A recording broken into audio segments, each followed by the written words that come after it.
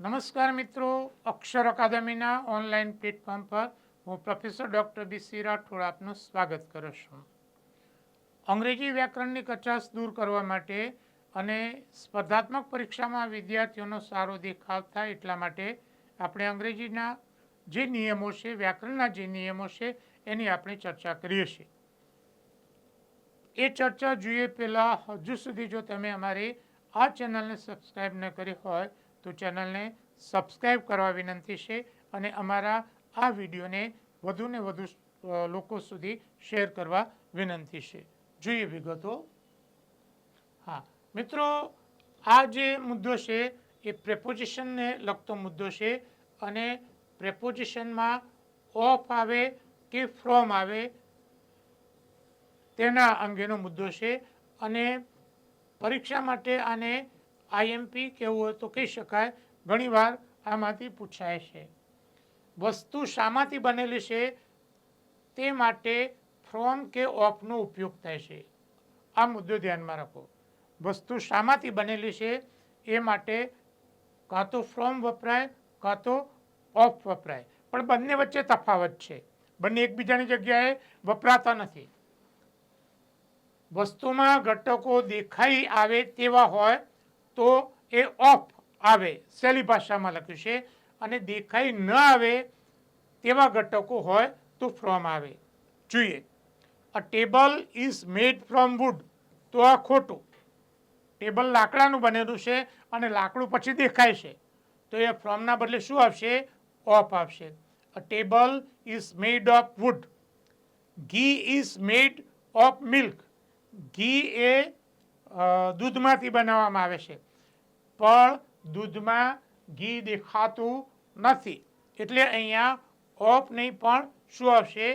From આવશે. આ મુદ્દો છે, તમે ધ્યાનમાં રાખો. જોઈએ એના પછીનો મુદ્દો. હા, હવે અહીંયા બે મુદ્દા છે વ્યાકરણને લગતા. એક મુદ્દો આર્ટિકલને લગતો છે અને બીજો મુદ્દો એ ક્રિયાપદ અંગેનો છે કે ક્રિયાપદ છે એ એકવચનમાં આવે કે બહુવચનમાં આવે તેને લગતો મુદ્દો છે. એટલે કે નિયમ એક પણ એની સાથે જોડાયેલા વ્યાકરણના જુદા જુદા બે મુદ્દા, એટલે કે પરીક્ષામાં બે મુદ્દા આ એક જ નિયમમાંથી તૈયાર થશે. જોઈએ વિગતો. વાક્યમાં બે નામની વચ્ચે ઓફ હોય, બે નામ આપ્યા હોય, વચ્ચે ઓફ હોય તો પ્રથમ નામની આગળ મોટે ભાગે ધ આર્ટિકલ આવે છે. તો પહેલું નામ હોય એની આગળ ધ આર્ટિકલ આવે છે અને ક્રિયાપદ પણ પ્રથમ નામ મુજબ આવે છે. જે ક્રિયાપદ છે એ પહેલું નામ છે એ પ્રમાણે આવશે. પરંતુ સમૂહવાચક નામ હોય તો પ્રથમ નામ આગળ એ આર્ટિકલ આવે અને ક્રિયાપદ એક વચનમાં આવે. એટલે આ મુદ્દા છે, તમે ધ્યાનમાં રાખો. બે નામ એની વચ્ચે ઓફ, એની આગળ ધ આર્ટિકલ અને એની આગળ એ આર્ટિકલ ક્યારે આવે? જોઈએ ઉદાહરણ જોઈએ. A quality of the mangoes are good. તો આ વાક્ય ખોટું છે. કઈ રીતે ખોટું છે? તો બે નામ છે, ક્વોલિટી અને મેંગોઝ. તો પહેલાં શું આવશે? ધ આર્ટિકલ આવશે. The quality of the mangoes. હવે આ જે ક્રિયાપદ છે એ જે પહેલું નામ હોય એ પ્રમાણે આવે. તો ક્વોલિટી એકવચનમાં છે તો અહીંયા જે ક્રિયાપદ છે એ શામાં આવે? એકવચનમાં આવે.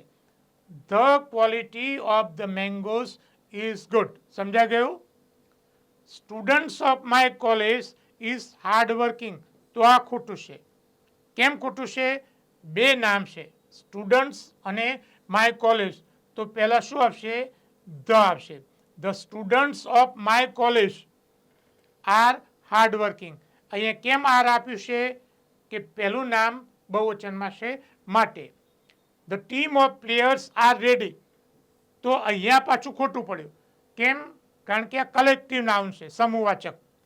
ટીમ ઓફ પ્લેયર્સ એટલે ખેલાડીઓની ટીમ. તો અહીંયા એ આવશે. A team of players is ready. અહીંયા એક વચન આવશે. એટલે આ જે મુદ્દા છે એ પરીક્ષા માટે મોસ્ટ આઈએમપી છે એમ કહી શકાય, કારણ કે 2-3 બાબતો એની સાથે જોડાયેલું છે. જો સમૂહવાચક નામ હોય તો આગળ એ આવશે અને પાછળ ક્રિયાપદ એકવચનમાં, ભલે નામ એ અહીંયા બહુવચનમાં આવે. વ્યાકરણની તૈયારી માટે અમારા 2 મહત્વના પુસ્તકો છે, a comprehensive English grammar and composition. બીજું પુસ્તક golden rules of English grammar છે. ત્રીજું પુસ્તક easy way to learn difficult words એ વોકેબ્યુલરી અંગેનું પુસ્તક છે. ત્રણેય પુસ્તકો અકાદમી ઉપર ઉપલબ્ધ છે. પરીક્ષાની તૈયારી કરતા વિદ્યાર્થીઓ માટે અમારી 2 મહત્વની એવી ટેલિગ્રામ ચેનલ છે, બીસી રાઠોડ કરંટ અફેર્સ અને ગૌરવંતી ગુજરાતી. હજુ સુધી જો તમે અમારી આ બંને ટેલિગ્રામ ચેનલમાં જોડાયા ન હોય તો એમાં જોડાઈ જવા વિનંતી છે.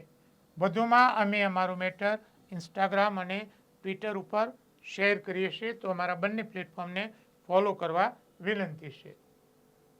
વધુમાં આજનો આ વિડીયો આપને પસંદ આવ્યો હોય તેને લાઈક કરીને શેર કરવાનું ભૂલતા નહીં. અને હજુ સુધી જો તમે અમારી આ ચેનલને સબસ્ક્રાઈબ ન કરી હોય તેને સબસ્ક્રાઈબ કરી દેશો અને બેલ આઇકોનને ચાલુ કરવાનું ભૂલતા નહીં.